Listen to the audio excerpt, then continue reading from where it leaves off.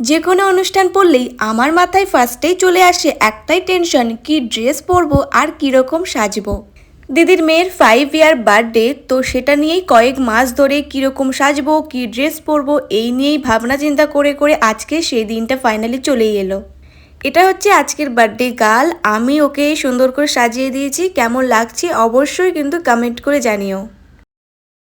আর আমি পরেছিলাম এই সুন্দর একটা বিউটিফুল কফি কালারের গ্রাউন্ড, যেটা 3 পিস ছিল। ভীষণ সুন্দর ড্রেসটা দেখতে যেরকম, আর কালারটাও অনেক সুন্দর। মেনলি কালারের জন্যই আমি ড্রেসটা নিয়েছিলাম, এরকম কালারের কোনো ড্রেস আমার নেই। ভীষণ সুন্দর কালারটা, আর আমাকে কেমন লাগছে ড্রেসটা পরে অবশ্যই কিন্তু কমেন্ট করে জানিও।